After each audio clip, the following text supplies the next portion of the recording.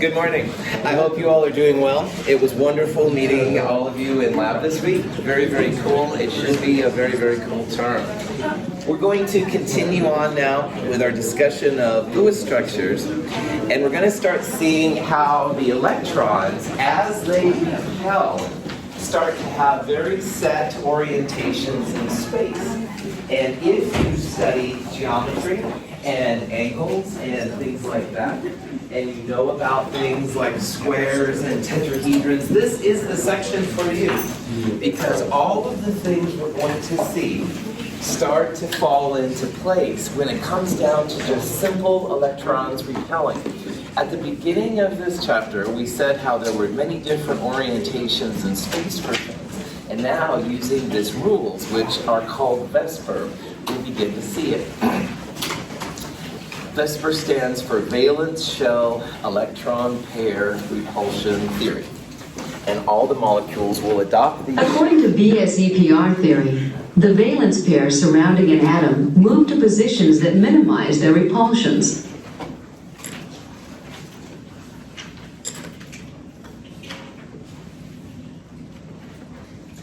Each one of these you can think about as a bond, where you have a central atom in the middle, like in a Lewis structure, and on the outside of this kind of teardrop-looking thing is the other bond. So this would represent, if you will, a molecule with 6 different atoms around it. So Vesper, valence shell electron pair repulsion theory, which is nothing you have to know, is basically all about electrons trying to stay as far apart from each other as they can, all right? There's going to be lots of names and angles and stuff.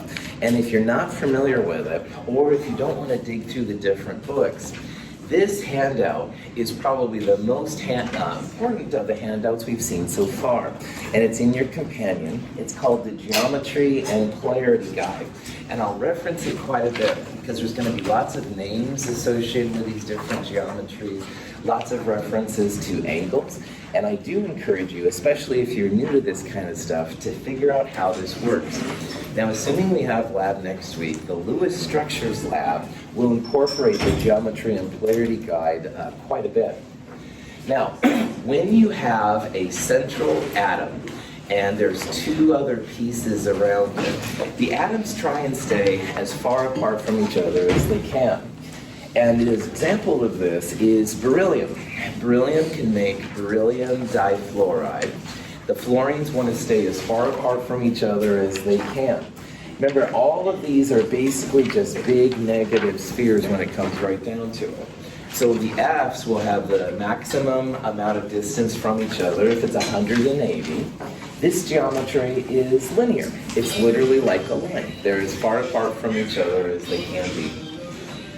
If you have a third atom come up, they still want to be as far apart from each other as possible.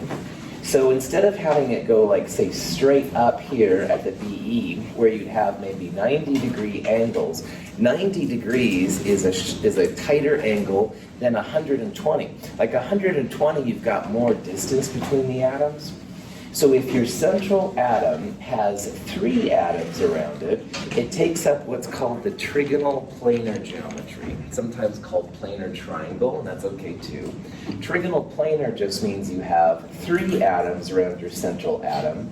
The linear geometry just means you have 2 around the central atom. But the weirdest one of all, and the hardest one to see sometimes, is when you have 4 things around a central atom.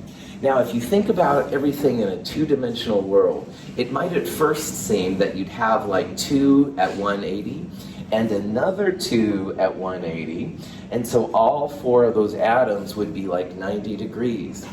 But through the wonders of 3 dimensions, you can actually get an angle which is further apart than 90 degrees if you incorporate the 3rd dimension.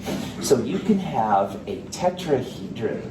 And a tetrahedron just means that you have all of your angles at 109.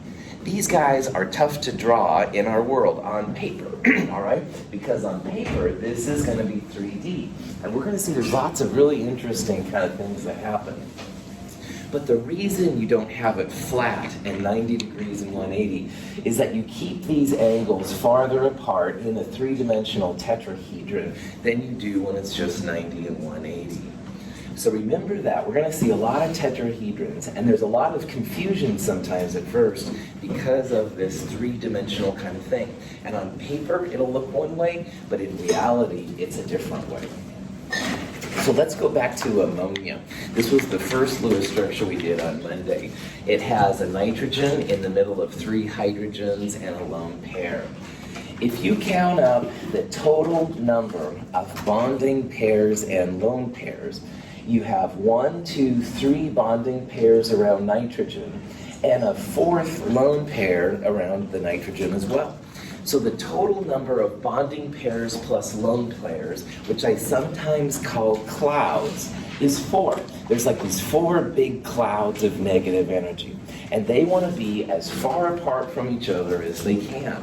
So NH3 is not a flat molecule, because when you have 4 bonds, they're going to get as far apart from each other as they can. This is that tetrahedral geometry. Ammonia has a tetrahedral thing. I showed a picture of it earlier. It looks kind of like a little triangle without the lone pair. But see, the thing is that you don't usually see the lone pair electrons. They're like shimmering, and they hang out in this three-dimensional space, but you don't usually see them. So in chemistry, we make a big distinction between the electron pair geometry, which really defines why these angles are separated like this, 109. Electron pair geometry means, if you will, you can see those lone pairs and you understand where it comes from. On the other hand, if we look at what the molecule would quote-unquote look like, this little lone pair would just be shimmering. We wouldn't really see it. Electrons are a lot smaller and stuff. They're like waves, all the stuff we talked about in Chem 221. So the molecular geometry is what the molecule looks like, knowing that the electrons are there, but invisible. And if you use your imagination, this looks like a 3-sided pyramid. This is the trigonal pyramid molecular geometry. So let's back up here for a second and talk about what just happened. We're seeing here that by Vesper, it's all about electrons trying to get as far apart from each other as they can, all right? If you have something like ammonia, if you want to figure out what the geometry is, you count up both the lone pairs and the bonding pairs. So ammonia has 4 pairs around it, and anytime you have 4 pairs, whether they're connected to atoms or lone pairs, that's the tetrahedron. But there's also going to be something called the molecular geometry, the Mg. And that's what the molecule looks like, knowing that there's electrons there, but you can't really see them, all right? We can see the NHs and stuff through X-ray crystallography, stuff like that. But the lone pairs are weird. So the molecular geometry here, i.e. a tetrahedron with 1 lone pair, trigonal pyramid. There is, if you've taken Chem 104 or a class like that, sometimes they'll just say, oh, call it trigonal. But please don't do that in this class. There's lots of trigonals we're going to see. And finally, all of these names, tetrahedral, trigonal pyramid, and other ones, they're going to be in this geometry and polarity guide, which is in your pen. Let's look at another example. Water, H2O, so important. We've all probably had some this morning, all right? When you draw water's Lewis structure out, hydrogens never go in the middle, distribute lone pair electrons around, it looks like this right here, all right? Oxygen has 2 lone pairs, and it has 2 bonds connecting it to atoms. 1, 2 lone pairs, 1, 2 bonding pairs, 1, 2 lone pairs, 4 pairs, 4 clouds total. And again, just like with ammonia, those 4 clouds want to get as far apart from each other as they can. So if you kind of draw this in 3-dimensional space, you've got this kind of OH kind of angle right here and 2 lone pairs. Water also has an electron pair geometry, which is tetrahedral. caltrop is one of the things that sometimes they use to like pop tires on vehicles and stuff like that. Anyway, caltrop really is tetrahedron, but anyway, stupid. Anyway, if you think about though what water looks like without the lone pairs, all right, knowing that these two red things here are invisible, it really looks kind of like a V, all right? We're gonna see that the tetrahedral angle is about 109 degrees. It's kind of a bent thing. So big surprise, the molecular geometry for water for something with two bonding pairs and two lone pairs is called bent. So notice that you can have the same electron pair geometry, but you can have a different molecular geometry. And it all comes down to how many lone pairs you have around that central atom. How far are the lone pairs from the central atom? That will depend on the atom you're looking at. Some of them are farther and closer and stuff like that. And remember too, Joseph, these aren't really like little particles. It's more like a wave that's up there. So that would be a difficult question, I think even theoretically to answer, man. But very close. Yeah. So those red, like to call electron clouds, are basically the possibility where the electrons could be. Yes, that's right. In Chem 221, what we kind of came down with the idea is that we know their energy really well, but we don't really know their position well. And so you can think about that as where it is like 90% of the time. And that's why I couldn't really answer Joseph's question really well, because it could be up there, and less than 10% of the time it would be even outside of that. Yeah, good. Yes. So I understand that the electron pair geometry is tetrahedral because there's four lone pairs Mhm. and connected ones too. But then how do you know the molecular one is bent? Like, how do you know it's bent and not linear? So the molecule without the lone pairs looks just like this. And this is just the name that has been given to the molecular geometry for something that's tetrahedral with lone pair. It's not a very cool name, all right? And if we were making these rules ourselves now, we could call it, you know, V-shaped or something like that. This is just a term that's been applied by scientists in general. But what is important though is that, yeah, there's gonna be a lot of these names, and that geometry and polarity guide is my attempt to kind of corral all of these things like into one guide. So check that guide out for all these different terms and stuff.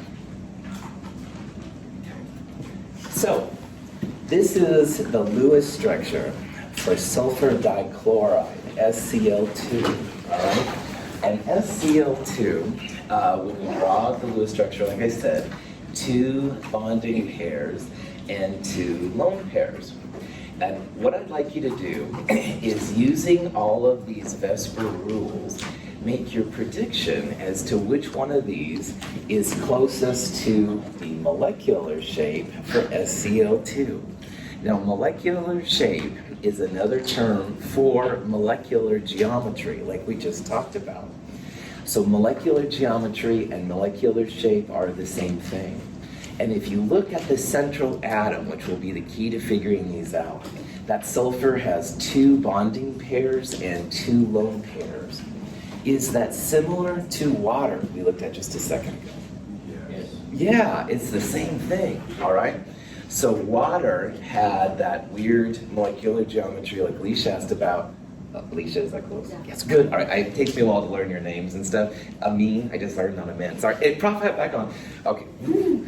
Anyway, water and SCl2, the central atom, is the same thing. Water had that weird kind of bent thing, and sure enough, that's going to be the molecular geometry here. So, nice job. Different molecules, different central atoms, different outside atoms, but similar inside geometry, and that's going to be the key. Now notice that bent is used more than once. Bent is a name that unfortunately gets repeated. This bent is from a tetrahedron, and tetrahedron angles are about 109.5. There's another bent that's going to happen with a trigonal planar, which we'll see later, and that's 120, so just FYI. Created like diagrams with the electron clouds, little red sphere. We see those around the chlorine as well. The geometry is usually just for the central atom. Because these things are lone pairs, it's just like big things. But yeah, if you wanted to, you could think about you could have like a tetrahedron around chlorine. Yeah, usually, honestly, Matthew, it's just the central atoms that people are after. But yeah, absolutely, you could think about that chlorine as having like a type of a tetrahedron. Do that. That's right. Yes. I just wanted to clarify something. So with H2O, they would also have two lone pair electrons, like on the H's, right? So Why don't you do the Lewis structure and see? And the answer will be no. So yeah, there's not enough electrons. Count up the electrons, right? So good. Okay. Methanol. Another fun thing. Drink it and you'll go blind. Just say no, kids. Anyway, methanol supposedly is also the thing that gives you a hangover if you drink too much. But anyway, methanol, when you draw the Lewis structure out, draw it out. Carbon is in the middle right there. It has 3 hydrogens. It's also connected to an oxygen. So notice that just like on the Lewis structure we saw for water earlier, it's like you're taking the hydrogen off the water and putting this CH3 group in. We're going to see the CH3 group quite a bit. Now in this molecule, we can still use Vesper rules and Lewis structures and all these kind of things, but you need to think about different types of central atoms. So what I'd like you to do here is, looking at this structure, let's figure out the bond angles for carbon and the bond angles for the oxygen. Now let's look at carbon first. How many lone pairs around carbon? 4. That's right.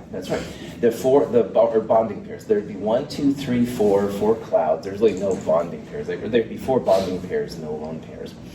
Oxygen has 2 bonding pairs and 2 lone pairs. Notice that they both have a total of 4 clouds. Lone pairs plus bonding pairs is number of electron clouds.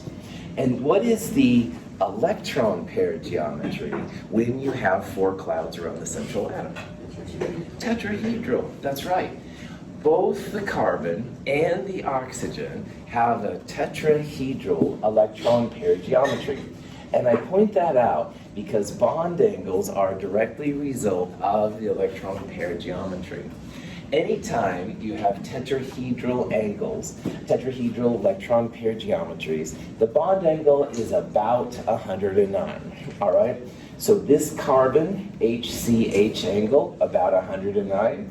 This COH angle is also about 109. And if you make the structure, the molecular geometry, if you will, for methanol, this is what it looks like. So all these angles are 109. Now, I can already sense that Dimitri's going to be getting on the internet, and he's going to be looking up bond angles. I'm picking on you a little bit, but it's all for love, man. Anyway, back on. He's going to find, if he looks carefully, that the HOC angle is probably a little less than 109. I'm going to be totally honest. 2 lone pairs, they tend to squish the COH a little bit. You might find angles that are close to 109, but not quite 109. And honestly, for our class, that's fine. Lone pairs tend to squish the atoms a little closer to each other. So if you look up some of these angles, it may be like 107, or mathematically, the pure number, I guess, is 109.5. In Chem 222, 109 is an awesome number to use, but you will see slight deviations because those lone pairs are pushing down. But what I really want to focus on here is that it's the electron pair geometry that will help you with the angles. And anytime you see a tetrahedral system, sulfur we've seen, oxygen, nitrogen, here's carbon, all of them about 109 degrees. Oh, but there's more. Acetonitrile, all right, is another CH3 group, but notice that this time, instead of an OH on the other side, we have a C triple bond N. So this is the first time now that we've seen a multiple bond with this kind of stuff. Now, let's look at angle number 1, all right? What is the electron pair geometry around the left-hand carbon? Tetrahedral. Tetrahedral, right on. And what is the approximate bond angle for all tetrahedral angles? 109. That's right. You call it 109.5. It's got lone pair might be 107 and stuff. It's okay. It's about 109. That's awesome. This carbon, though, is different, all right? It's got a single bond on one side, and it has a triple bond on the other. Can I use your hands again? Sure. Dude, come on up. I need to show you what's happening with multiple bonds when it comes to these things, all right? Dimitri says, I'm going to shake your hand. Think of this today as a single bond, all right? We're going to keep your hand up. Sorry. And come over here so we can get the camera. Thank you, Dimitri. I appreciate it. Think of this as like a single bond, all right? Straight across, I could have 3 other Dimitris around me, tetrahedral, blah, blah, blah. Double bonds, we're going to see, are like a second piece of bread on a sandwich, if you will. So a double bond and a single bond takes up the same space. Double bond isn't like, I've been doing it before, like, Dimitri, it's not really that way, I'll be honest. It's more like this, all right? It's like, there we go. Dimitri, all right? I hadn't thought of prophet back on, prophet on, off. Anyway, prophet on. This would be more like a double bond. It's all in the same space. And the triple bond would be like this, all right? We're gonna talk more about double and triple bonds. Thank you, Dimitri. What I want you to see, though, is all in the same geometry. So if we're thinking about this thing right here, this is one cloud. It's not 2 clouds. One cloud here, one cloud right here. What do you think the electron pair geometry is going to be around that? Linear? Linear, well done. That is a linear geometry. Doubles and triples count as one big cloud because the bonds overlap like I did with Dimitri, and thank you again. So this is one cloud and this is one cloud. That's a linear electron pair geometry. That's going to be 180 degrees. Yeah. Is that 109 degrees applied to every bond in the tetrahedral? Yes. You bet, Zeke. And again, you will see if you look online that sometimes they'll list it 109.5, or if there's a lone pair, 107. They're all about 109, and that's cool. So, good. Okay. If you have a molecule that doesn't obey the octet rule, there's also different Vesper rules for all this stuff. So remembering here that you can go under the octet, under 4 bonds, and over the octet, you can go under the octet rule, boron, aluminum, beryllium, sometimes gallium. All right, those are the 4 that'll do it. So boron trifluoride, if you draw out its Lewis structure, we did this the other day, looks just like this. 1, 2, 3 clouds around it, all right? They want to be as far apart from each other as they can. This is that trigonal planar or planar triangle geometry. 120 degrees is better than having like 90-degree angles.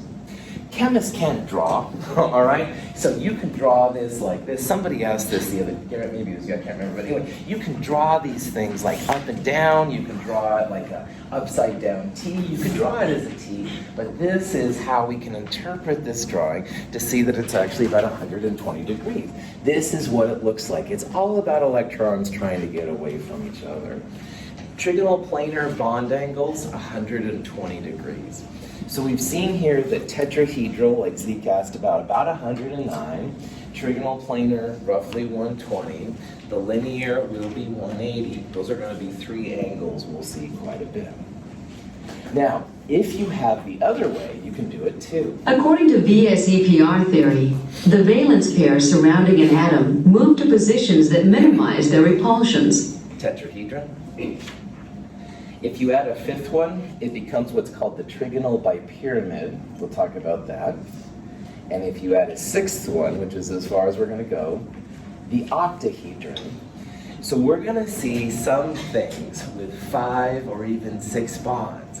And if you remember from the other day, things in the 3rd period and lower can make more than 4 bonds. Carbon, nitrogen, oxygen, they're limited to 4. Never make more than 4 unless you're in space, as Dimitri will tell you about in his class presentation. However, period 3 and lower, you can make more than 4 bonds, and that's what some of the things we're going to see. So let's talk about some of those possibilities. Here's phosphorus pentafluoride, PF5. This is a really wild thing. It's like the middle part is a trigonal planar. It's flat, 120 degree angles, But you've got one on the top and one on the bottom. Trigonal bipyramids have three possible angles. The 120 in the plane of the molecule, 90 degrees from the top to the sides or the bottom to the sides, but you also do have 180 degrees across. So trigonal bipyramid is going to be the name for the 5-coordinate or 5-cloud system. And 6, which is another thing that happens, 6 is when you have an octahedron. An octahedron means you have 6 pieces around it. And the way to get the best orientation is just literally to put them like this. All of the angles are 90 degrees, of course, except for the ones that are opposite, which are 180.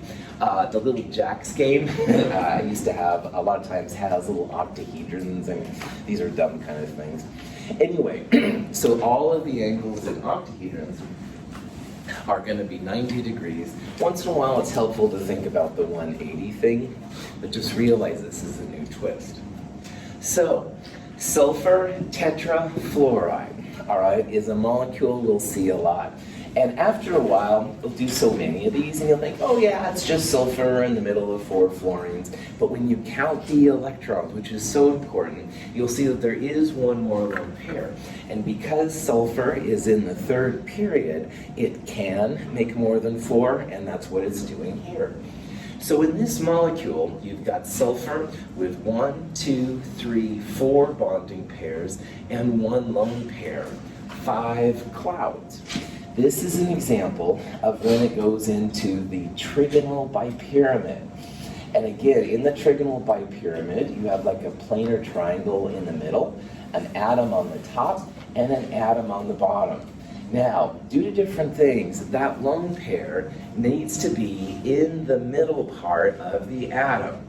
It's better to have only 2 90-degree orientations with fluorine than 3. If you put it up here, you'd have a lone pair with 3 different fluorines at 90. So anytime you have one lone pair in a trigonal bipyramid, it takes on what's called the seesaw. And again, I can't draw worth anything, but if you use your imagination a little bit, these 4 fluorines are kind of like a seesaw. In grade school, sometimes the kid will get on it, and there's like a kid here, and there's a kid here, and I was always the kid, was way down the middle. But anyway, this is kind of the seesaw. That lone pair, again, invisible, but right in the middle. So the seesaw is chemists' attempt at describing the molecular geometry.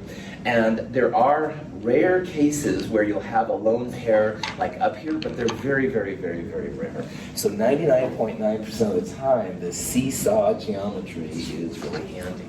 So the trigonal bipyramid, again, is the electron pair geometry, and the seesaw is the molecular geometry. There's a whole bunch of these little names for the molecular geometry. In the top part here, these are all trigonal bipyramids.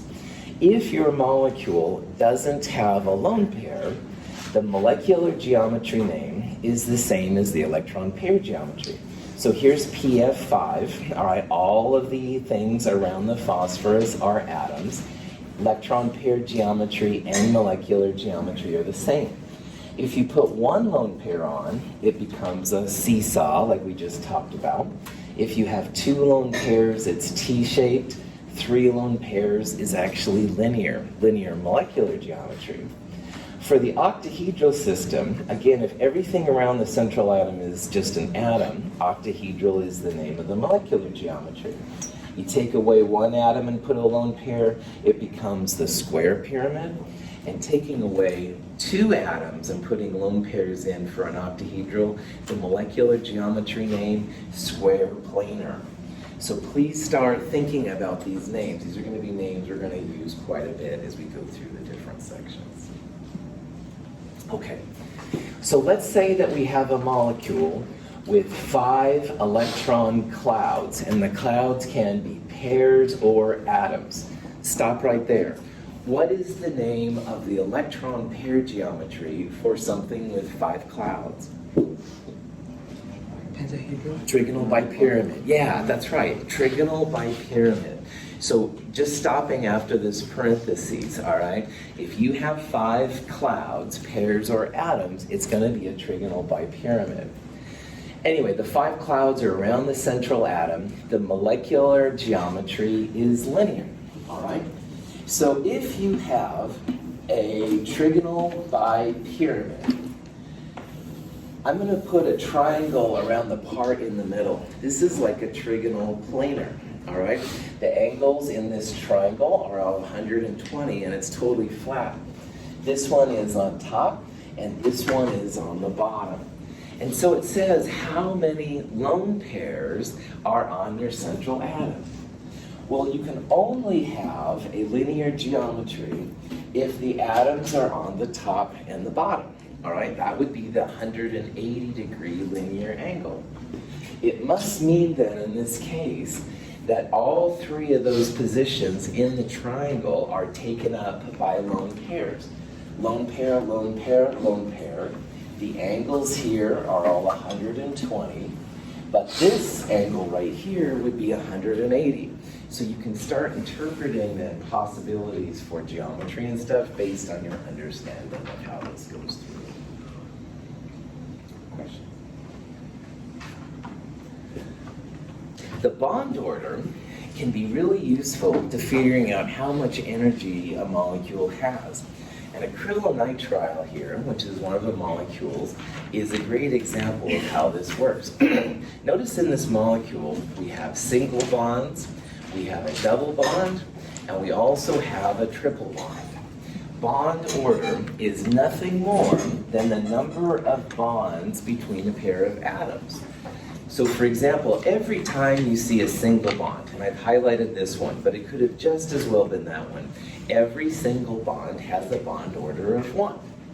And if you have a double bond, that would be a bond order 2. I won't make Dimitri come up, but you know what I'm thinking, Dimitri. Yeah, seriously, I've got like 2 hands. I'm saying, Dimitri, I haven't seen you first. All right, that would be a bond order 2. What do you think this bond order is going to be? 3. 3, exactly. So bond order, literally the number of lines between an atom. All right, 99% of the time, that's all it is. This is a bond order 1, bond order 1, bond order 1, 2, 1, 3, etc., etc. There's a utility for this we'll see here in a little bit. Questions on what bond order means? Okay. Formaldehyde. Stinky stuff used in funeral service and stuff like that. Anyway, formaldehyde has a carbon-oxygen double bond and 2 carbon-hydrogen single bond. What's the bond order between the carbon and the oxygen? 2, exactly. 2 bonds, bond order 2, simple as that, all right? These would be bond order 1s if I would have asked you for CH, but because there's 2 lines, it's a bond order 2. Okay. The only time where bond order gets a little strange is if you have a resonating structure. Excuse me.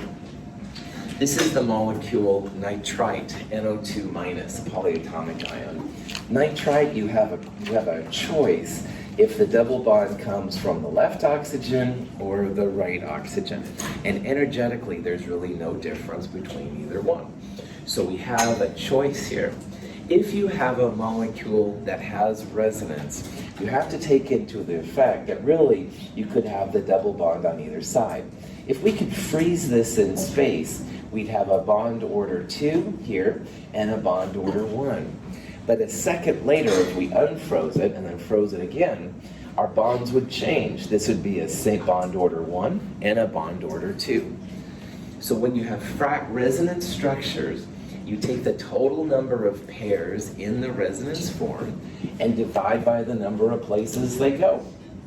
So regardless if you use left or right, we have 1, 2, 3 pairs, and there are 2 places they can go.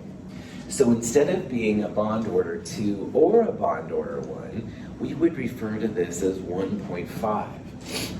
Over here, if you had this structure, you'd get the same result. You've got 1, 2, 3 lines and 2 places they can go. Bond order 1.5. This is called a fractional bond order. Don't let it intimidate you. It just means that there's resonance and there's a choice. You don't have a true double or single bond. You've really got 1.5 bonds going on. Now, why bond order is so important is that we can use as a rough guide how bond order relates to the bond length and also how it relates to the bond energy, all right? And up here with formaldehyde, you can see this kind of stuff. Now again, remind me, what was the bond order between the carbon and oxygen again? 2, right on. And what did we say the bond order was between the carbon and the hydrogen? 1, all right, good. So again, you literally look at the bonds to figure that out. Notice how these numbers here, these are the energies, all right? Energies are usually represented in joules and kilojoules, stuff like that. Quite a bit difference here between the different energies. And picometers is a type of a bond length, all right? We can relate the bond order to both of these, which is a pretty valuable tool as a scientist. When it comes to bond length, all right, it kind of depends on a couple of things. But one thing it depends on is how big your atoms are. And this goes back a little bit to what Joseph was asking earlier with the lone pairs, but here I can do a better example. Here we have a fluorine, a chlorine, and an iodine. And if you remember from Chem 221, as you go left and down on the periodic table, the atoms get bigger. So here, going from fluorine to chlorine to iodine, we're going down that 7th period. So the atoms are getting bigger, and lo and behold, look how the lengths are getting bigger. Now, I'm not going to make Dimitri come up, but you know I'm thinking about you, Dimitri, once again, all right? Let's say I was skinny. Don't say anything. Anyway, if I was skinny, I could shake his hand pretty easy, but, oh, I had a little extra pizza last night. Oh, I got to sit back because I'm a little bigger. Oh, man, I had extra double pizzas. All right, and then I would, okay, stupid examples, but as I get bigger, I have to shake farther and farther from him, and as I got in better shape, I could say, hey, what's going on, Dimitri? Dumb example, but it works for atoms. As the atoms get bigger, it gets harder to make a bond with that central atom. So HI, with the bigger I atom, biggest bond length. This is an angstrom. An angstrom is an A with a circle on top. We'll talk about that later. 10 to the minus 10 meters. This is a pretty long bond length. HF, F is, if you will, a really small atom. It can get a lot closer to hydrogen, 1.040 angstroms. So as the atoms get bigger and the other part is the same, then you can see how the length gets bigger and bigger. But what's more interesting for us here is the bond order relative to bond length. Here I'm showing 3 different carbon-oxygen combinations. This first one right here is a carbon-oxygen single bond, bond order 1, and it's in methanol. Here's an example of a carbon-oxygen double bond, carbon-oxygen and carbon dioxide. And this is actually the Lewis structure for carbon monoxide. It has a wild triple oxygen carbon bond. And look what happens. 1.4 roughly angstroms to 1.3 angstroms to about 1.2 angstroms. As your bond order goes up, first order, second order, third order, bond length goes down. I've been battling. Dimitri, I'm so tempted to bring you up. I'm not going to do it. So, Dimitri, I haven't seen you in a long time. Dimitri, I haven't seen you forever. I get closer to him. Dimitri! It's like a bear hug kind of thing. All right? This is my stupid way, and it is stupid, and I apologize to Dimitri and all the other of you that I brought down. This is my stupid way of representing it. As your bond order goes up, the bond length goes down. These atoms get closer as the bond order gets higher. You can think about them as wanting to be closer to it. So remember this, as bond order goes up, bond length goes down. These are all carbon oxygens. That's why we can make this comparison.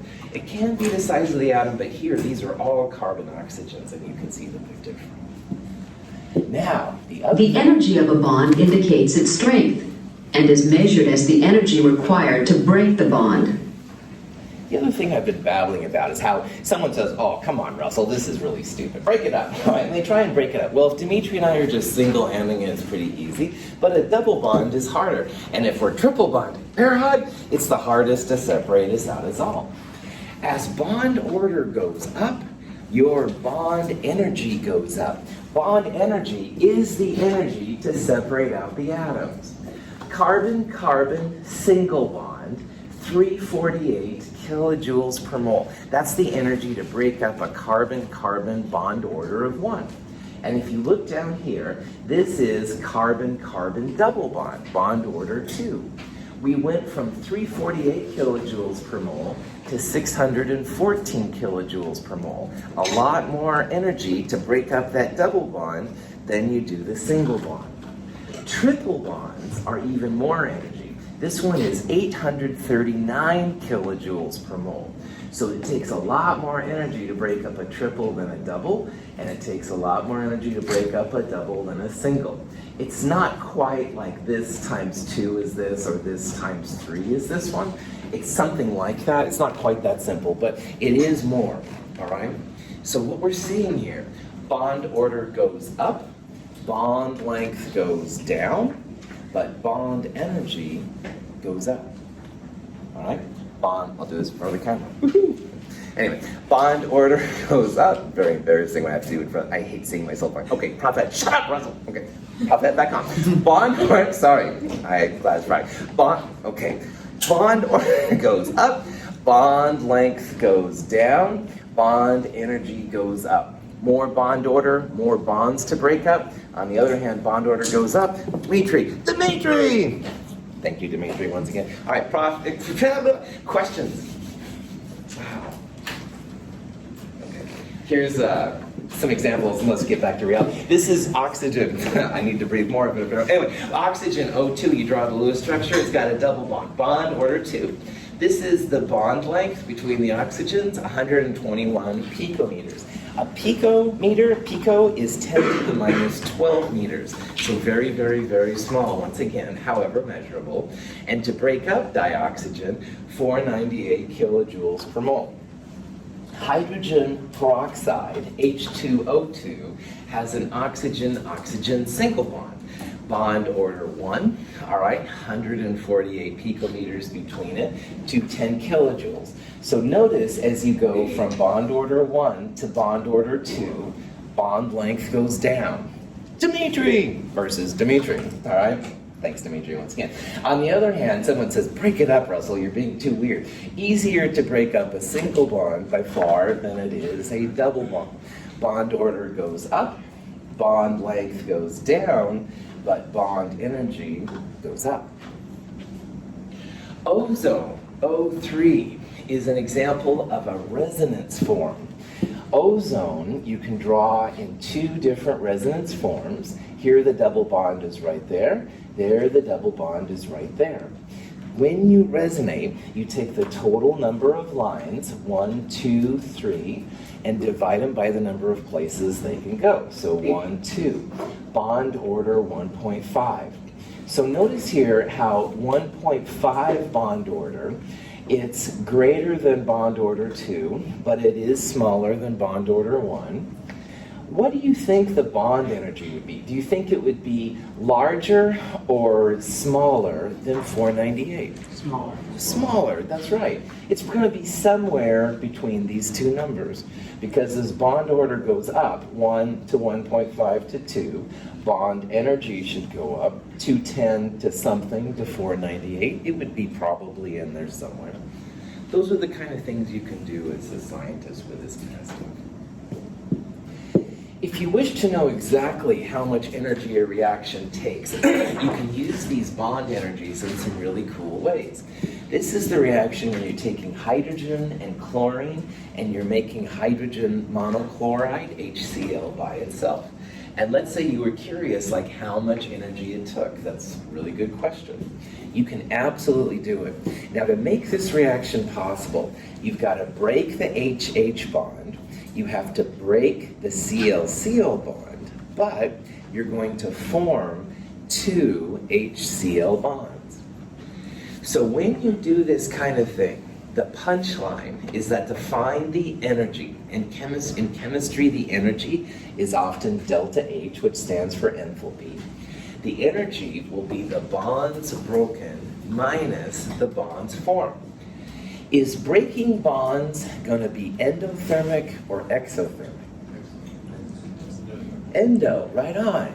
If a bond is formed and you want to break it up, you're going to have to add energy. It's probably not going to break up by itself. So breaking up reactants here is going to be a positive energy. It's going to take energy to put it in. On the other hand, when you make bonds, you usually get energy out for things. So the bonds that we're going to form, in this case the HCl, we should get some energy back.